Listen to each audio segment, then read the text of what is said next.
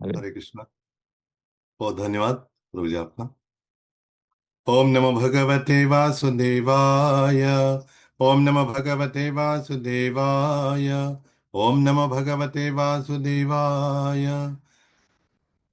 ओम अज्ञानतिमिरान्धस्य ज्ञानाञ्जनशलाकया चक्षुरुन्मिलितं येन तस्मै श्रीगुरवे नमः। श्रीचैतन्यमनोभीष्टं स्थापितं येन भूतले स्वयं रूपः कदा मह्यं ददाति स्वपदान्तिकं। वन्देऽहं श्रीगुरोः श्रीयुतपदकमलं श्रीगुरुन् वैष्णवांश्च श्रीरूपं सागरजातं सहगण रघुनाथान्वितं तं सजीवम् साद्वैतं सावधूतं परिजनसहितं कृष्ण चैतन्य देवं श्री राधा कृष्ण पादान सहगण ललिता श्री विशाखान्वितांश्च हे कृष्ण करुणा सिंधु दीनबंधु जगत्पते गोपीश गोपिका कांत राधा कांत नमोस्तुते तप्त कांचन गौरांगी राधे वृंदावनेश्वरी वृषभानुसुते देवी प्रणमामि हरिप्रिये नमो महावदान्याय कृष्ण प्रेम प्रदायते कृष्णाय कृष्ण चैतन्य नाम्ने गौरत्विषे नमः। वाञ्छाकल्पतरुभ्यश्च कृपा सिन्धुभ्यैव च पतितानां पावनेभ्यो वैष्णवेभ्यो नमो नमः। नमः ॐ विष्णुपादाय कृष्णप्रेष्ठाय भूतले श्रीमते लोकनाथ स्वामिनिति नामिने नमः ॐ विष्णुपादाय कृष्णप्रेष्ठाय भूतले श्रीमते भक्ति वेदांत स्वामिनिति नामिने नमस्ते सारस्वती देवे गौरवाणी प्रचारिणे निर्विशेष शून्यवादी पाश्चात्य देशतारिणे जय श्री कृष्ण चैतन्य प्रभु नित्यानंद श्री अद्वैत गदाधर श्रीवासादि गौर भक्त वृंद हरे कृष्ण कृष्ण कृष्ण हरे हरे हरे राम राम राम हरे हरे मूकं करोति वाचालं पंगं लंघयति गिरिं यत्कृपातमहं वन्दे शीघ्रं दीनतारिणं परमानन्दमाधवं श्रीचैतन्यमीश्वरम्।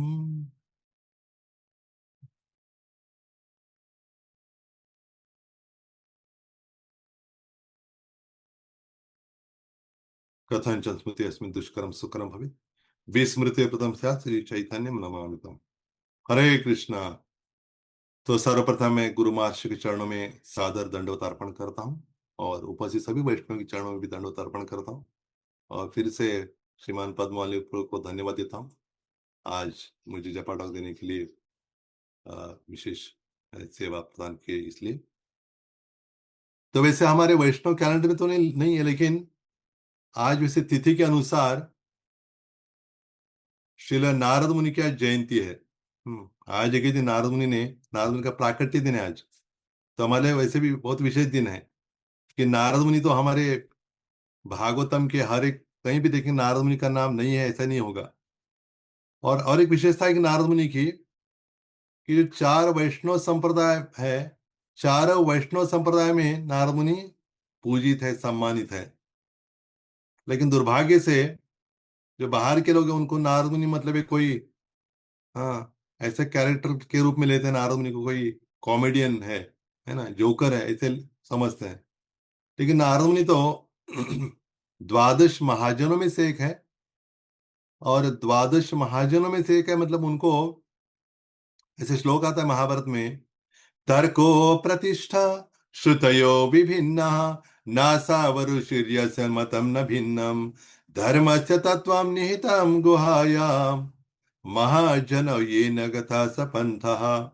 इसका अर्थ ऐसे है कि बहुत से लोग तर्क करते रहते हैं और फिर बड़े अलग अलग ऋषि भी अपने अपने अलग अलग मतों को प्रस्तुत करते रहते हैं, लेकिन फिर धर्म का वास्तविक तत्व क्या है? धर्म का तत्व क्या है?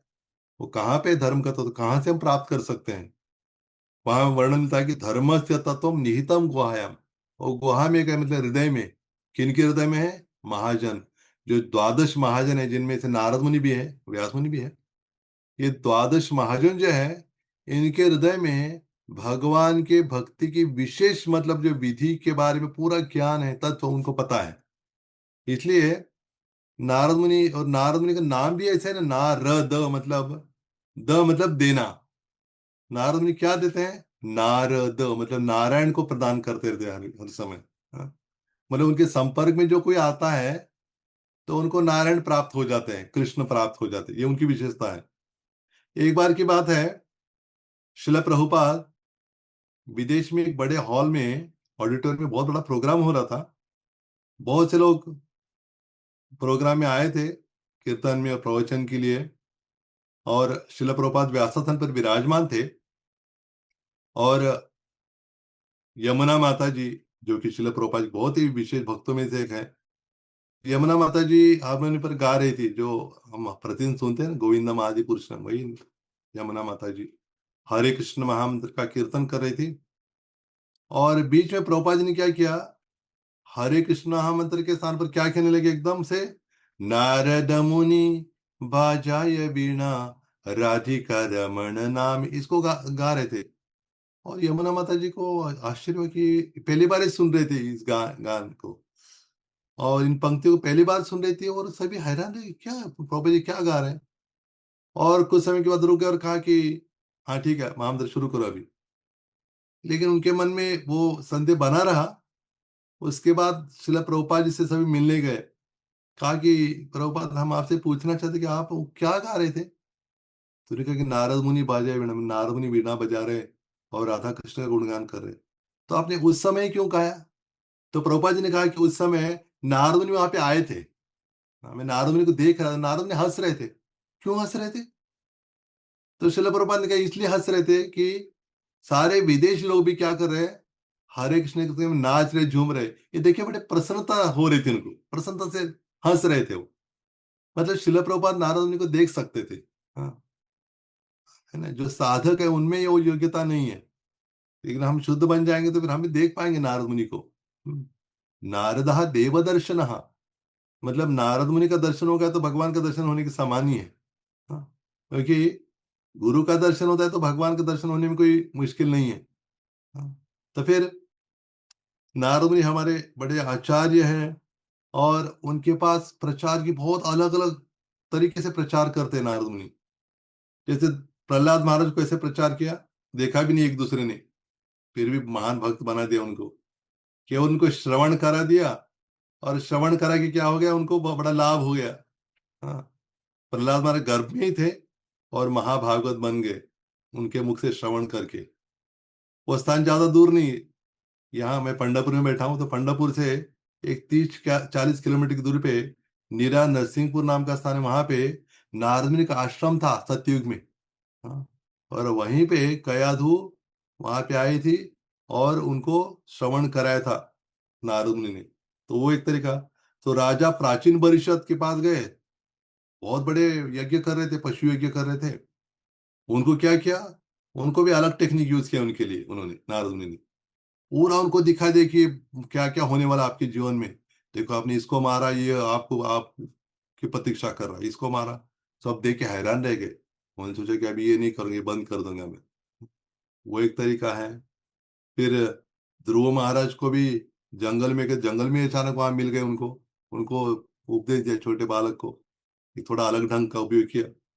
और जो मृगारी था उसके पास भी गए। उसको भी उपदेश दिया, मृगारी को भी।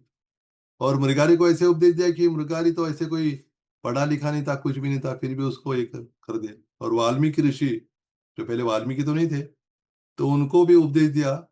लेकिन ये समझ गए कि ये राम नाम भी नहीं ले पा रहा है। तो क्या किया उन्होंने, कोई बात नहीं, मरा मरा बोल दो। हाँ, उनको मरा मारा ये अच्छा, उनको अच्छा लगता था वो शब्द, तो कोई बात नहीं, मरा बोलते रहो, मरा मरा मरा बोलते बोलते बाद में राम राम हो गया और इतने बड़े महान भक्त बन गए। हम्म। तो और पता है व्यास मुनि को तो उपदेश दिया ही है, व्यास मुनि तो उनके शिष्य हैं।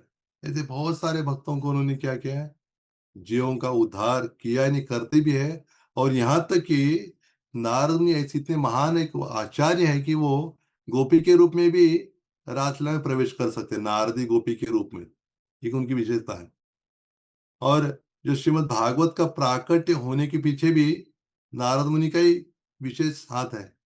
और यहाँ तक कि जो हम, मैं अभी पंढरपुर में, इसलिए मुझे स्मरण हो रहा है कि जो विट्ठल भगवान यहाँ पर विराजमान है, उसके पीछे भी थोड़ा अगर गहराई से देखेंगे तो नारद मुनि का हाथ है। वो कैसे हाथ है, क्योंकि नारद मुनि जब गोपियों से मिलते हैं, नारद मुनि ने कहा गोपियों से कि आप क्या करना, द्वार कृष्ण यहाँ पे नहीं आ रहे तो आप वहां जाओ ना, मिलो उनको, वहां जाए तो मिलेंगे आपको।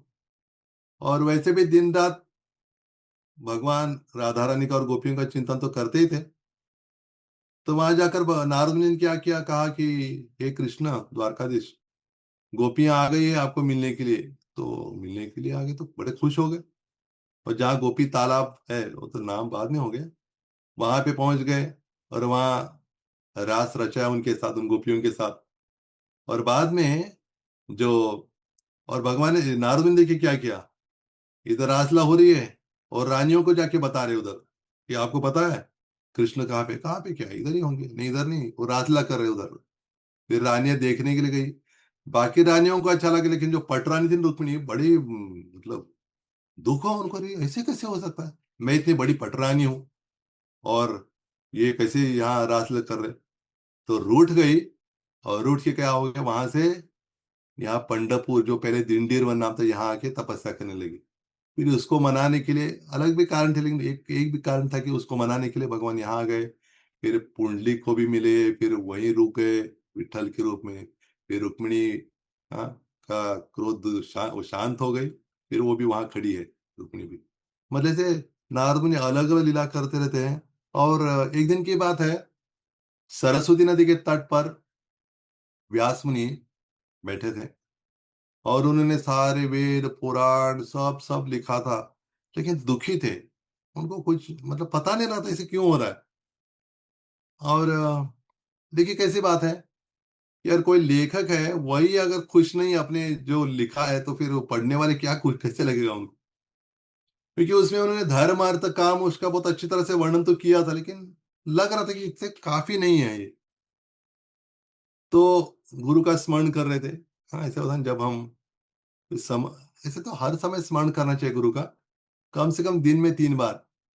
हाँ, ध्यायंस्तु वंस्तस्य यशस्त्री संध्यम वंदे गुरु श्री चरणारविंदम, कम से कम 3 बार तो मिनिमम। तो इन्होंने क्या किया, व्यास मुनि ने भी श्रील नारद मुनि का, अपने गुरु का स्मरण किया। और नारद मुनि वहां पे आ गए। नारद मुनि के पास कुछ वाहन वगैरह कुछ नहीं है, फिर भी हाँ, अंतरिक्ष में कहीं भी जा सकते हैं, कहीं भी वैकुंठ में भी जा सकते, कहीं भी है, उनके लिए कोई प्रतिबंध नहीं है। और उनका शरीर भी इतना दिव्य है कि एक बार रावण ने देखा कि नारद मुनि कुछ भक्तों के साथ कीर्तन हो रहा है। तो रावण को अच्छा नहीं लगा, ये क्या है ये लीडर, थोड़ा देखिए थोड़ा जलन होने लगी रावण को।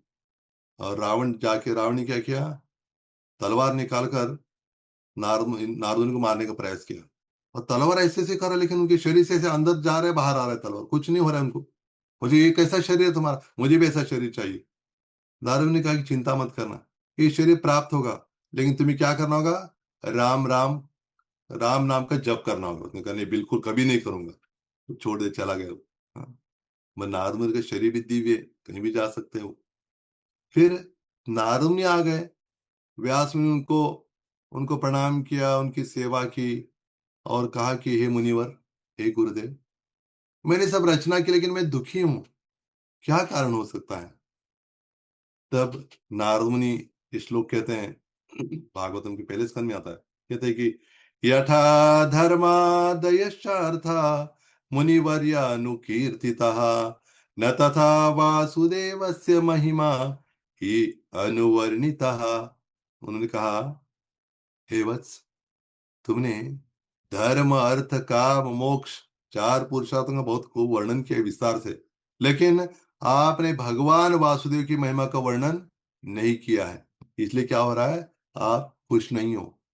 जो पंचम पुरुषार्थ है भगवान की भक्ति, उसका वर्णन इधर उधर किया, लेकिन क्या खुलकर नहीं किया है।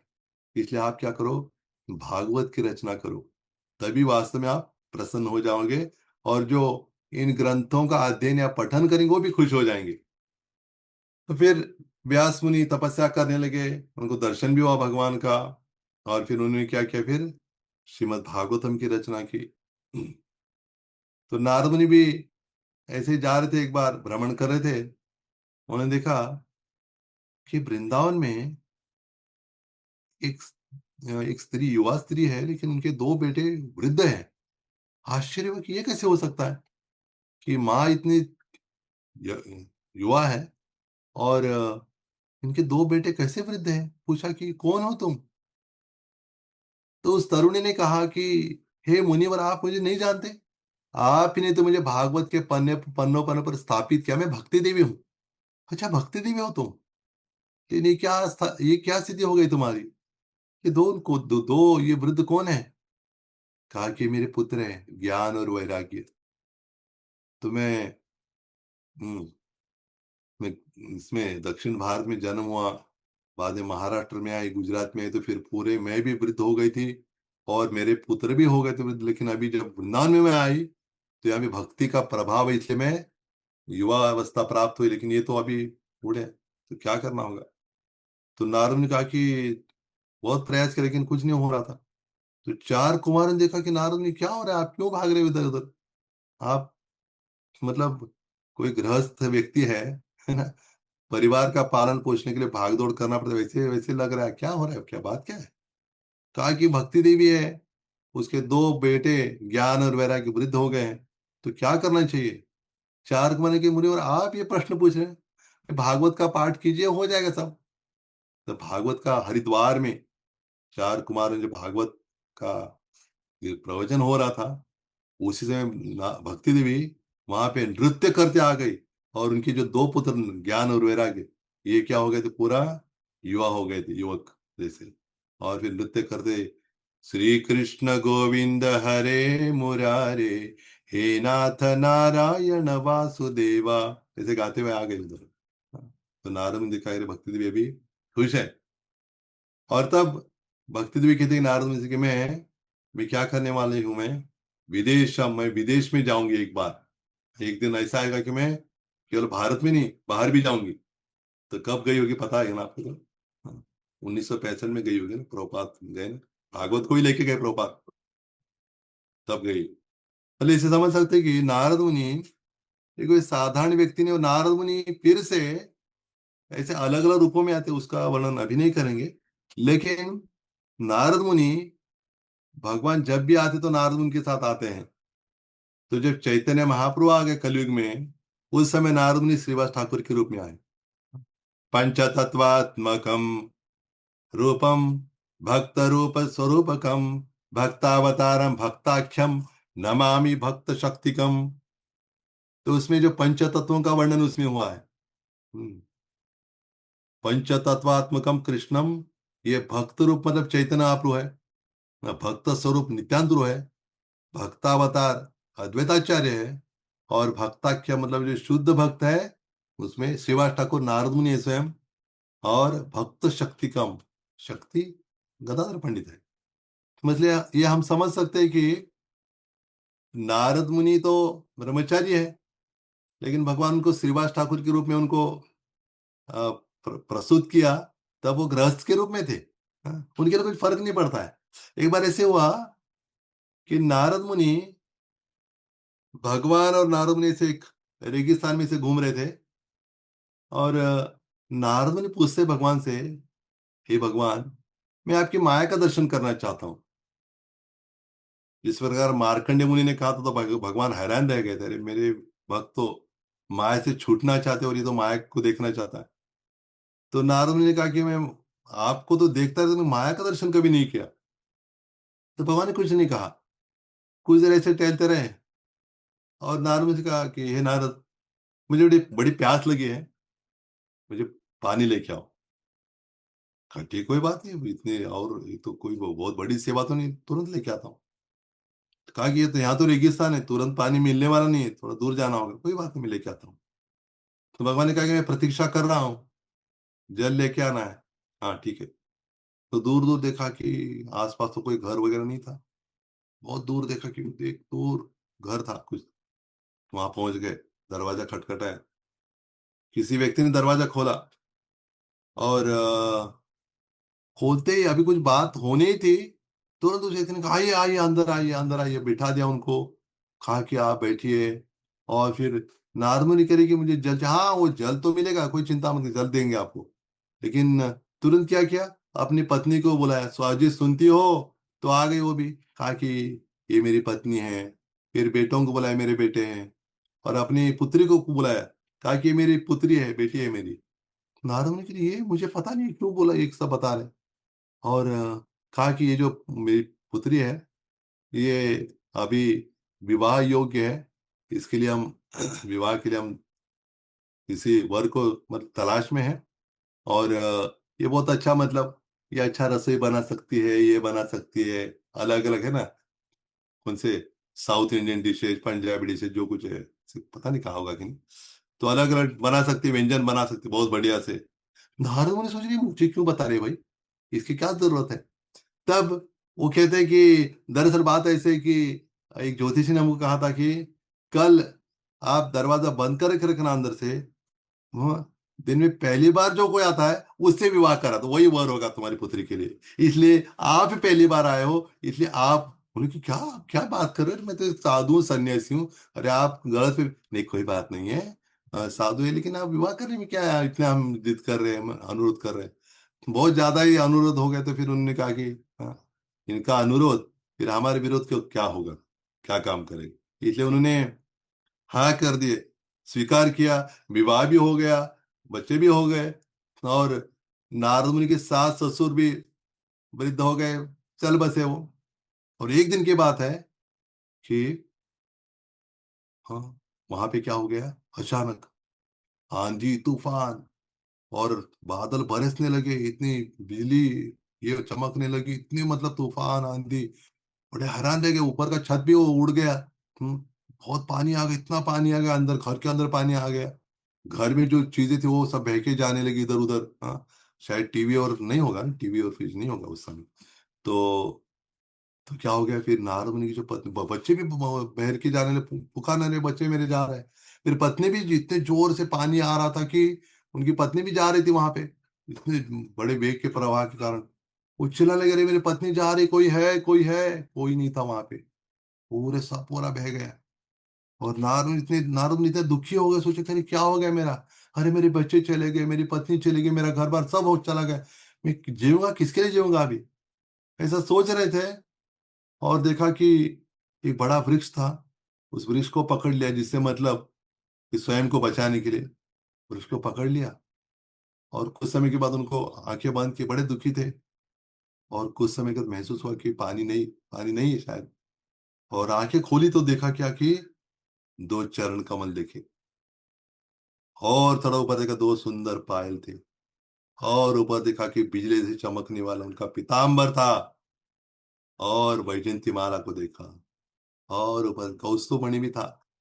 और सुंदर लाल होंठों पर उनकी बांसुरी, तेरी मुरली बाजे मस्त मस्त है ना। तो देखा उसको भी, और भगवान का सुंदर मुख कमल देखा।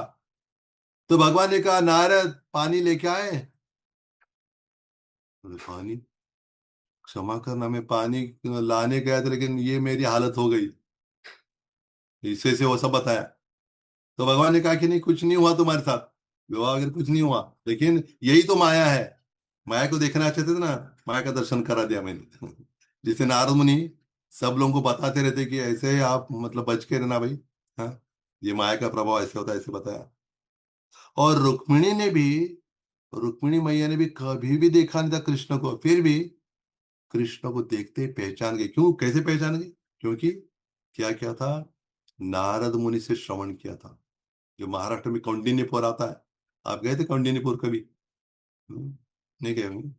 नयन मंजरी माता जी शायद गई होंगी, है ना? महाराष्ट्र में तुम गई होंगी निश्चित रूप से। तो बहुत से वक्त आप नहीं गए तो फिर जाने से पहले एक बार जाके आइए, बहुत सुंदर स्थान है, रुक्मिणी माता का जन्म स्थान है वो। और वहां पे जो अच्छा कुछ लोग हाथ ऊपर करे, उसकी आवश्यकता नहीं कि आप गए। मैं पूरा चेक नहीं करूंगा आप गए थे कि नहीं, लेकिन गए तो अच्छी बात है, नहीं गए तो जाना है, बस जाने से पहले है वो भी। तो कहाँ जाने से पहले आप पता लग गया आपको, नहीं बताऊंगा। तो वहाँ वो जो जन्म स्थान है, तो वहाँ भीष्मक राजा और शुद्धमती रानी वहां रहते थे।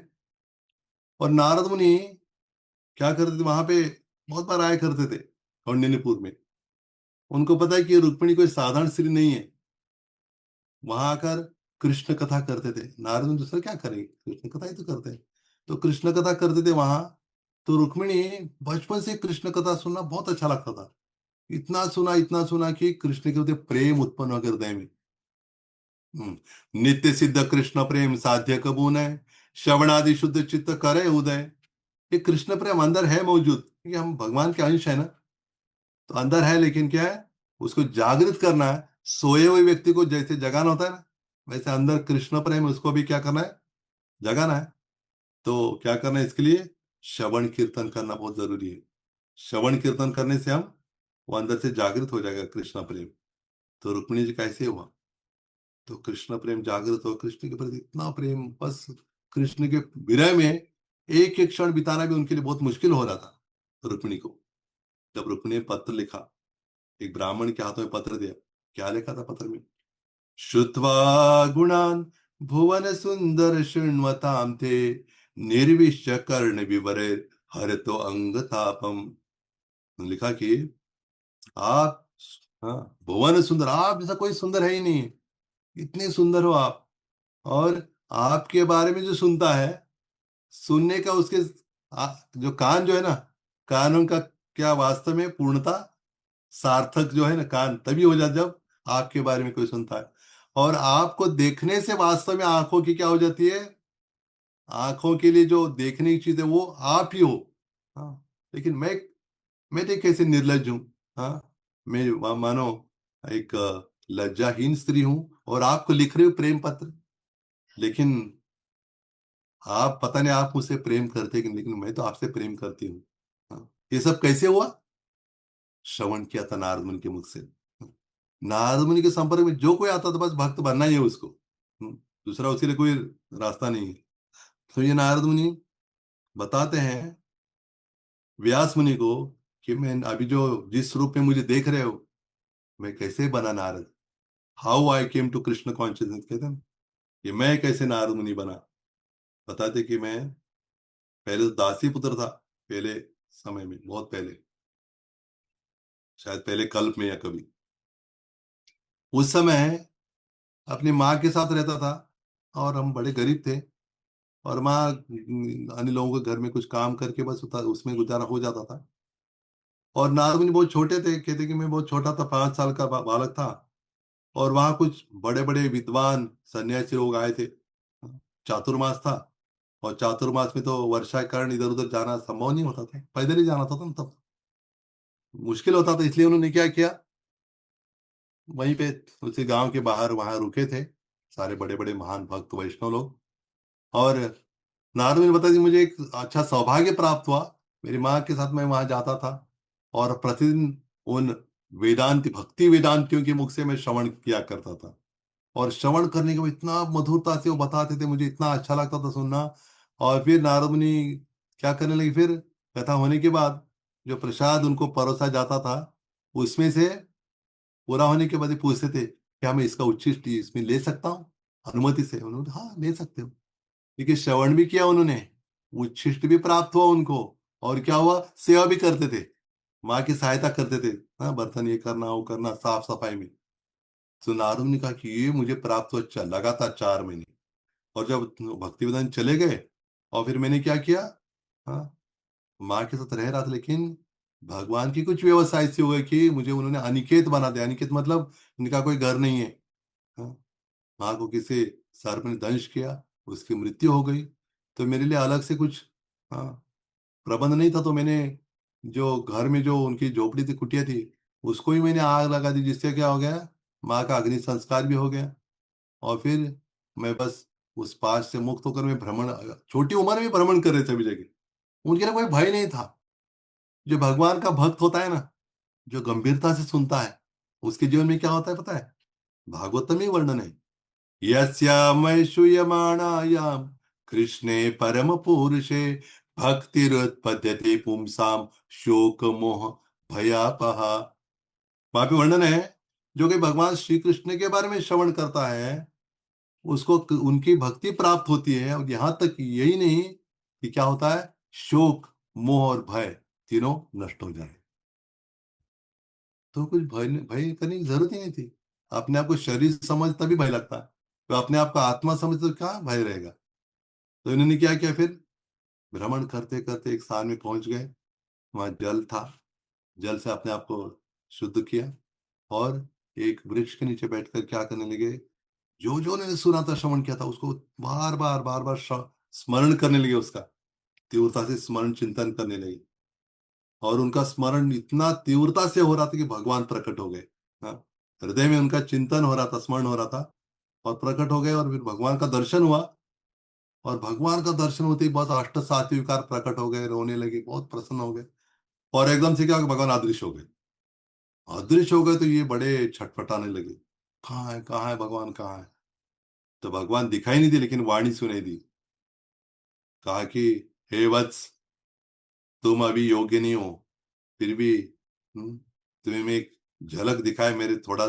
लेकिन क्या होगा, जब तुम अगले समय जब ब्रह्मा के पुत्र बनोगे, तब निरंतर दर्शन होगा मेरा तुम्हें, ऐसे तब बताया उन्होंने।